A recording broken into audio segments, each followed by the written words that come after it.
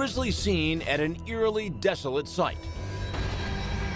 Two bodies discarded like yesterday's trash. These two young girls were dumped out like garbage next to a dumpster. One woman shot execution style. Another woman savagely beaten to death. This next case is the Britney Cosby and Crystal Jackson's case. And this case happened back in 2014. So we're going to talk about it. So both Britney and Crystal had grown up in Texas. Britney had been raised mostly by her great-grandmother, Annie Lee Cosby. Her parents, Londa McDonald and James Cosby, had broken up when she was 4 months old, and she had lived with her great-grandmother ever since. Crystal had been raised by her parents, Reverend Ivan and Mary Jackson. So Britney and Crystal met while they both were riding the same bus, and they hit it off right away. And Crystal had a daughter, and Britney loved kids. As the couple began dating, it was clear to people who knew them that they both were very happy in their relationship. Britney was still living with her great-grandmother Annie when she met Crystal. At the time, Annie was in her 90s and was in a wheelchair, so Britney helped take care of her.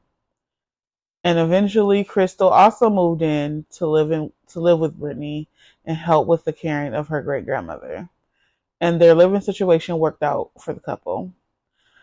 The couple could save their money and at the same time be there for Annie. In October of 2013, Britney and Crystal's comfortable living situation became uncomfortable when Britney's dad, James Cosby, was released from prison and he had nowhere else to go. So James moved back in with Annie, with Britney and Crystal. According to Britney's mother and other family members, Britney and James had a strained relationship. James spent most of Britney's life in prison. In 1994, James was convicted of sexual assaulting a then 22-year-old woman and served a 10-year prison sentence.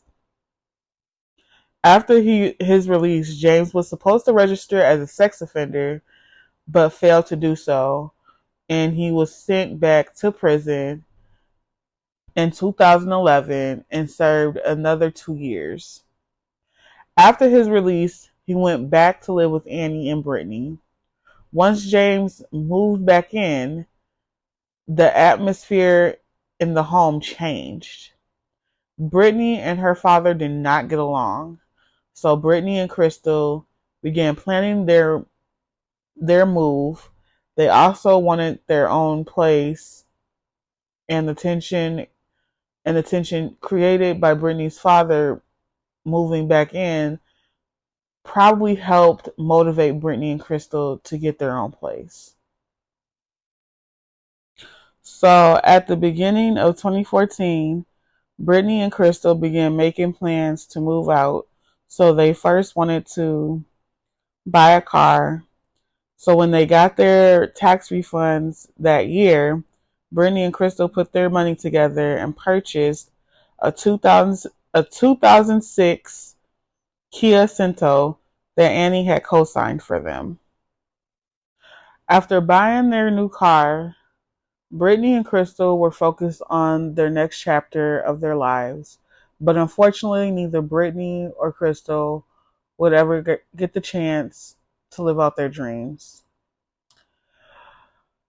Crystal's parents said they last saw Britney and Crystal on March 5th, 2014, when they came by their house to pick up Crystal's daughter and show off their new car. After they headed back to Annie's house, but Crystal's parents had no idea it would be the last time they saw their daughter. That night, Brittany, Crystal, and Crystal's daughter did make it back home. One day later, in the early morning hours of March 7th, 2014, 58 miles away in the town of Port Bolivar, someone making a delivery made a shocking discovery behind a dumpster near a convenience store at around 7 a.m. The man who was making his normal morning delivery spotted what he thought were two mannequins at first behind the dumpster. He said that he went inside the store and asked the clerk if she'd thrown out a couple of mannequins. But the clerk had no idea what he was talking about. And so she followed him outside to the dumpsters, and they both realized they were looking at two bodies.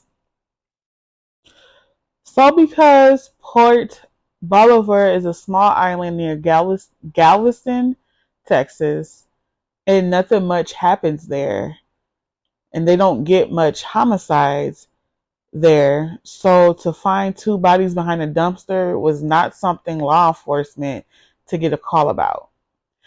After the clerk reported to law enforcement what she and the delivery driver found, when the police arrived on the scene, it was clear that they were, in fact, dealing with two murders. The first victim was a woman. They could tell that she had a gunshot wound to the head. The second victim was lying face down and had a sheet wrapped around their head. And now, based on the clothing that the second victim was wearing, police were not sure at first the sex of the second victim. But once the medical examiner arrived at the scene and turned the second victim over and removed the sheet, they discovered that both of their victims were female. The second victim had been bludgeoned to death, but neither of the women had ID on them, and so investigators had no idea who they were as they began to process the crime scene. It didn't take them long to determine that the two women were not killed behind the dumpsters. Based on the wounds both victims had, there would have been way more blood at the scene had they been killed there. And so detectives believe that the women's bodies had been discarded at the dumpster like garbage after they were murdered. While processing the scene, police looked around searching for any wallets or cell phones that may help lead them to the identity of these two victims. And while they did not find either of these things, they did find other things that would prove great importance in this case. The first thing they found was a broken off shutter that had distinctive white and green color. When they looked closer at the shutter, they could tell that it had blood splatter on it. They had no idea what it meant, but they knew it was somehow connected to the murders, and so they collected it as evidence a few feet from the dumpster. Detectives located a white envelope, and the envelope was covered in blood. When they located the address on the envelope, they saw the name Britney Cosby and a Houston address. After finding a bloody envelope, detectives knew that at least one of the victims was probably Britney Cosby. And since they had an address, they knew they could go visit the home and try to determine if one of the victims was Britney. And if it was, they hoped that they could also identify the other victim. When detectives arrived at the address on the envelope, before even entering the home, they noticed that there are shutters outside that are the exact same as the ones they found at the crime scene. And one of the shutters is missing. When detectives knock on the door, they are greeted by Annie, Brittany's grandmother, and they asked Annie if Britney Cosby lived there, and Annie told them yes. They asked if they could come in, and when they entered the house, they saw Britney's picture, and at that point, they were positive that one of the people they found behind that dumpster was Annie's granddaughter, Britney. When they broke the news to Annie about what they found, she was devastated. Also, detectives asked Annie about the last time she saw Britney, and she told them that the last time she saw her granddaughter and her girlfriend Crystal was the day before. She said that she thought they'd gone to work, but she hadn't seen either of them since then. Now, once police officers heard about Crystal, they were positive that they had identified the second victim, Crystal Jackson. But now the police had confirmed Britney's identity and were pretty sure the second victim was Crystal. They now needed to figure out what had happened to these women. While detectives were speaking to Annie, James, Britney's father, came home, and body camera footage shows Annie the moment she tells James that Britney was dead. And in the video, James appeared to also be devastated when he's told about the murders. Detectives asked James about the last time he saw his daughter, and he tells them that the last time he saw her was the morning before. James confirmed to the police that the other woman was with Britney was Crystal. He said that Britney and Crystal left that morning around the same time that they always leave, and that it was a pretty regular morning, and he said nothing was out of the ordinary. He said it was around 7:30 a.m. and they were getting Crystal's daughter ready for school, but he said instead of taking Crystal's daughter with them, Britney and Crystal left without her, and James told detective that he thought that they were just going to the store and they would be right back, but they never came back. James said that they called Crystal's parents and they ended up coming to pick up Crystal's daughter, but neither Annie or James could think of any reason why someone would want to kill Britney or Crystal. Neither of them had any problems that would lead to something like this. James gave police a description of Britney and Crystal's car, which was missing. But while speaking to James, detectives also asked him about the shutter. And according to him, the shutter had been broken for a while. James said that a handyman who had came to the house was doing some work outside, and that the shutters kept coming loose. He said that he had given one of the broken shutters to the handyman, and so detectives asked James if he had any contact information for this person. And he told them that the guy's name was, excuse me if I'm saying this wrong, y'all, PP. Detectives wanted to speak to PP or Peep. PP. So sorry if I'm butchering the name. Okay, to see what he knew about so they wanted to speak to this person, the handyman, to see what he knew about the bloody shutter.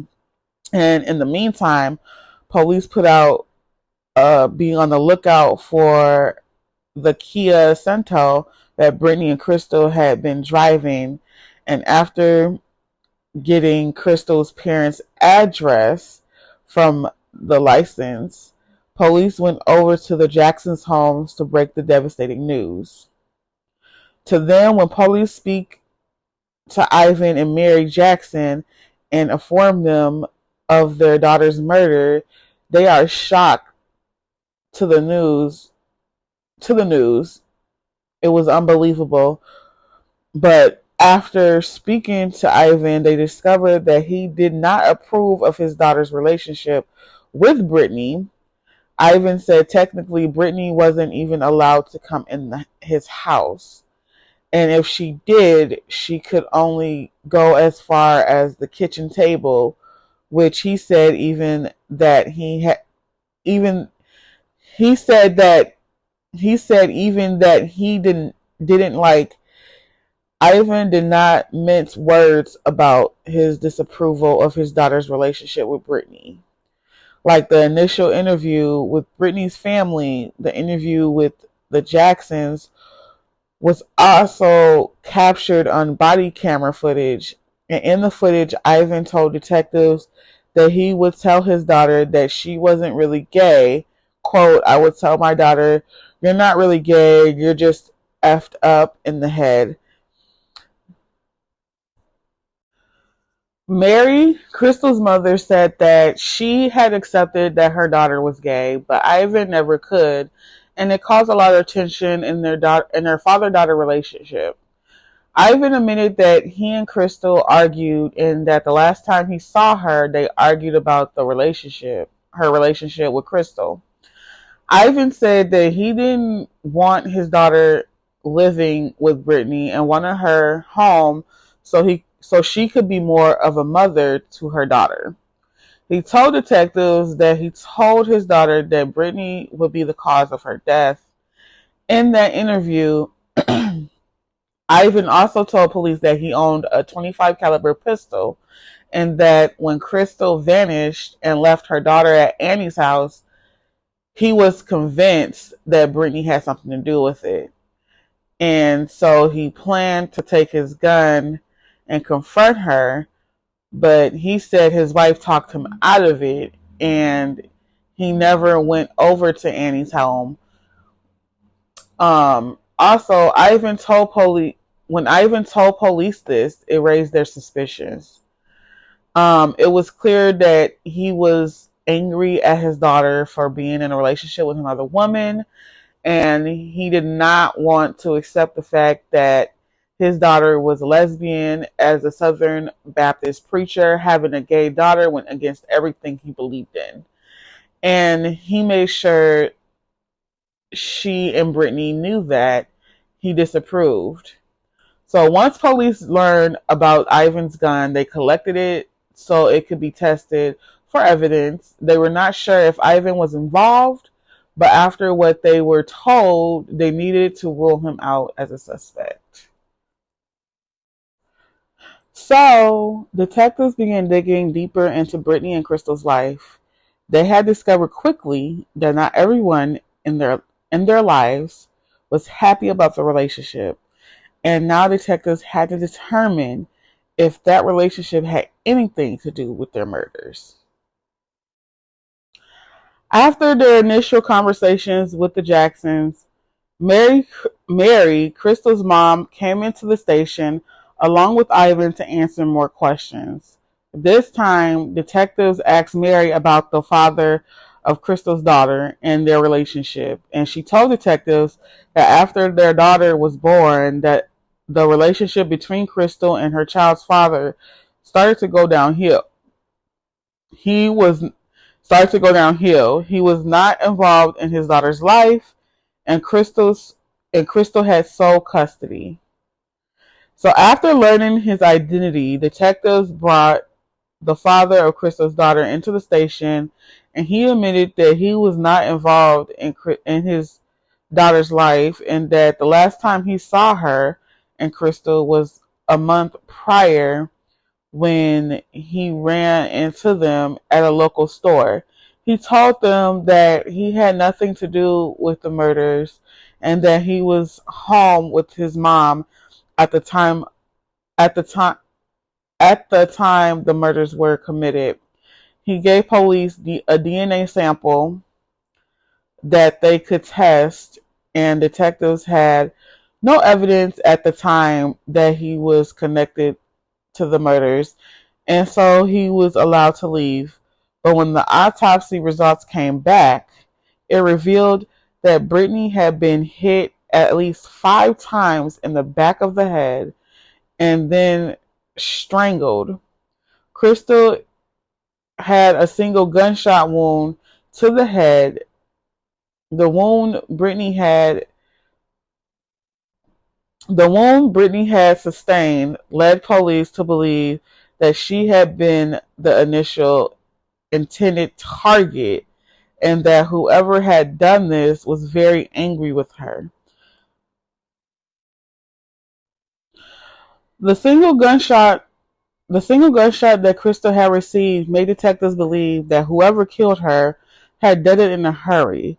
They were also able to determine that the bullet that killed Crystal had come from a high caliber weapon, not a low caliber one like the one her father owned.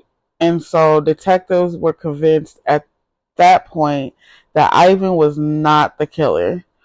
And so while the initial part of the investigation had focused on people in Crystal's life, detectives began to turn their attention to the people in Britney's life. Now, a few days after the murder, detectives received a call from a man telling them that he had found a wallet with Britney Cosby's ID the side in the inside. He said that after he had found it, he back to the he mailed it back to the address that was on the license. But he said after watching the news and learning about the murders, he thought that it might be helpful information now. The location where the wallet was found was about a mile and a half from where Brittany lived, and that was significant because the police were still looking for their initial crime scene where the murders had taken place. After speaking to the caller, investigators went to the area where the wallet had been found, hoping to locate additional evidence. But unfortunately, there was nothing in the area that was useful, but they did believe that they were close, and so they began pulling surveillance footage from around the area to see if they could spot Brittany and Crystal's Kia Cento. After pulling the footage, detectives locked up when they spot a Kia Cento matching the description of Brittany and Crystal's car on surveillance footage from a local store. The footage shows the car driving past about 15 minutes after James said Brittany and Crystal left. But detectives cannot see who was driving the car. However, they now at least had part of a timeline. If the car was in fact Brittany and Crystal's, detectives now needed to trace the movements of the car and see if it ever crossed into Port Boulevard. And so they contacted the ferry company to get a copy of the manifesto from the night before Brittany and Crystal's body were found. When they received the manifesto, it confirms that A.A. Cento did cross on the ferry into Port Boulevard on March 6th. Now getting this information was a big break in the case for the detectives because it confirmed that a car matching the description of the car they were looking for was on the ferry that night. The police needed more, and so they requested to see their surveillance footage so they could see if they could determine who was actually driving the car and confirm whether or not this was Brittany and Crystal's Kia. So now when they see the video, they're positive that the car is Brittany and Crystal's. But unfortunately, the camera angle only shows the car entering the ferry and you cannot see who's driving. Detectives also could not make out the license plate, but they were positive this was the car they were looking for. Luckily for them, there were additional cameras at the ferry landing, and so detectives reviewed that footage. About 9:13 p.m., cameras captured the Kia Cento arriving at the ferry landing on the Port Boulevard side. It pulls up to where a security guard is standing. Detectives also noticed that one of the headlights on the vehicle was out. Now, when the car gets to where the guard is, he stops the vehicle and is seen talking to the driver. Suddenly, the driver gets out of the car, and detectives can see that the person driving this car was a man. But the footage was dark and grainy, and so detectives could not identify who was driving. After reviewing the footage from the ferry, detectives reached out to the guard so they could interview him. When he sat down with police, he told them that he did remember the car and that the driver was a black male he described as clean cut, but he told detectives that the driver seemed nervous and didn't seem to be familiar with the car. Detectives asked the guard to sit down with the sketch artist, but the picture based on his description didn't look like anyone in Britney or Crystal's life. They showed the sketch to their family and friends, but no one could identify anyone who resembled the sketch. One of the people they interviewed was Annie's caretaker, a woman named Cora, who came to Annie's house to provide additional help with the day-to-day needs. Detectives went to Annie's home when Cora was there and showed her the picture. She like the other she was like the other people who knew Britney and Crystal and did not recognize the face in the sketch, but there was something else that Cora wanted to tell detectives. After going over this sketch, Cora told detectives that she wanted to show them something outside underneath the carport. She told them that something just wasn't right out there. In the body camera footage, Cora tells police that the carport had been scrubbed clean, something that was obvious unusual. In fact, she said she had never seen it clean before. Detectives said they immediately started looking around the area. That's when they discovered two droplets of blood in the doorway going into the converted garage where Britney and Crystal stayed. Detectives believe that someone had tried to cover up a crime scene at the home where Britney and Crystal lived, and so they requested a search warrant for the house. But while detectives waited for the warrant to be signed, they received the results from the evidence they had found near Britney and Crystal's body, and what they learned will break this case wide open.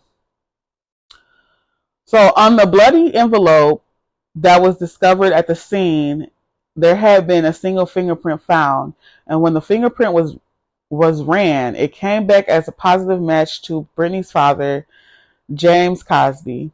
Detectives were shocked because before then, James had not really been on their radar as a suspect.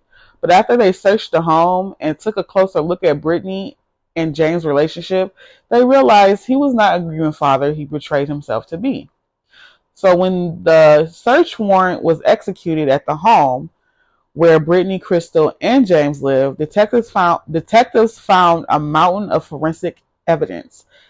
There was blood not only in the doorway, but there was evidence of blood all over the converted garage. The police had used luminol, and they said when they sprayed the chemical, the room lit up. They also found during the search a box of bullets containing both 357 caliber rounds and 38 caliber rounds, and they believed that Crystal had been killed with a 357. The lead detective on the case said that he had never collected so much evidence from one crime scene. After testing the broken shutter, detectives were also able to determine that the blood on the shutter belonged to Crystal. At that point, the evidence against James was growing, and detectives were convinced that he was involved in Britney and Crystal's murder. After executing their search warrant and collecting additional evidence, James was picked up and brought into the station to speak to detectives.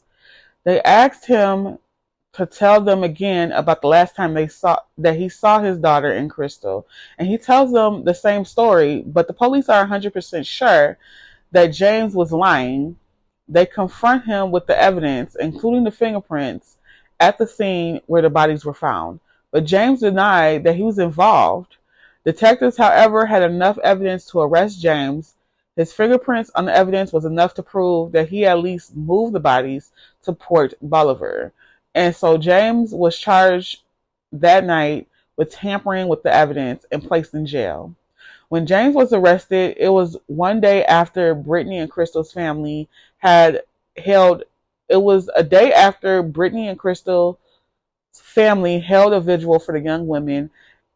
And at the vigil, James was in attendance and he spoke. But when he was arrested the next day, people in the community were shocked.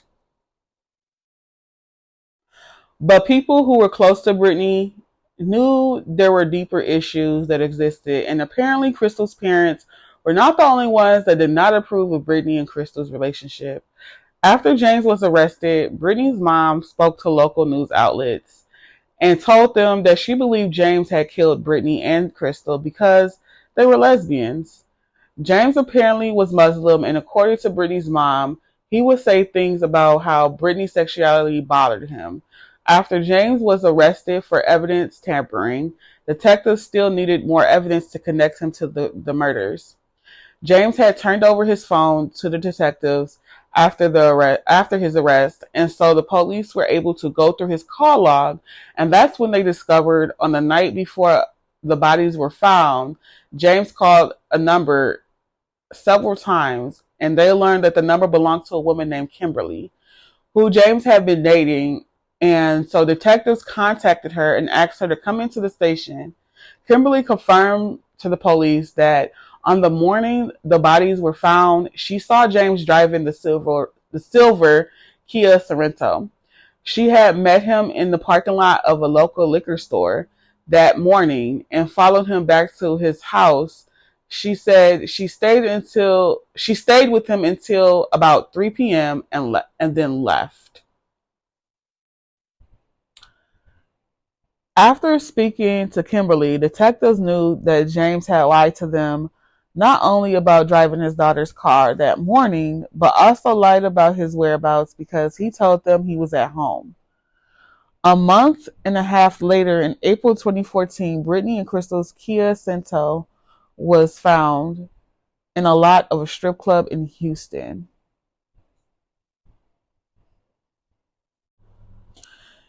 And after weeks of searching, they had finally found one of the biggest pieces of evidence.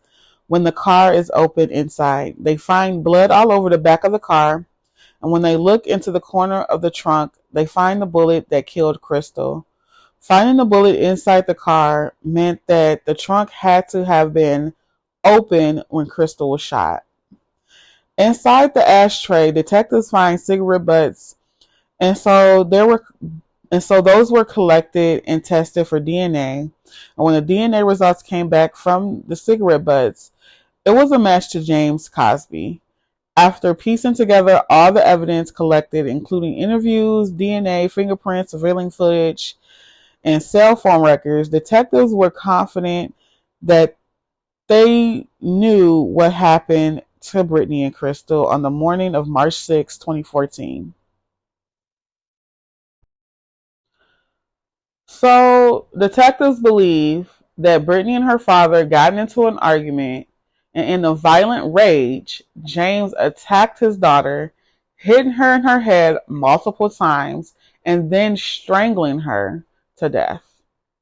While the argument was taking place, they believed that Crystal had taken her daughter and put her in the car and then went back in the house, but when she did, she found the bloody scene and her girlfriend dead on the floor. Detectives believed Crystal, in fear for her own life, ran from the house, but that James chased her armed with a gun, and when she got near the car, he shot her in the head, causing the blood splatter that they found on the shutter. After interviewing Crystal's daughter, detectives learned that the 5-year-old had seen at least part of the brutal murder that happened on that day. In June 2015, James Cosby was charged with capital murder, and in 2016 he stood trial for the murder of his daughter Britney and her girlfriend Crystal. The prosecution concluded that the motive for these murders was jealousy. They had learned that James was upset that his daughter had a car and money to order food for her and her family.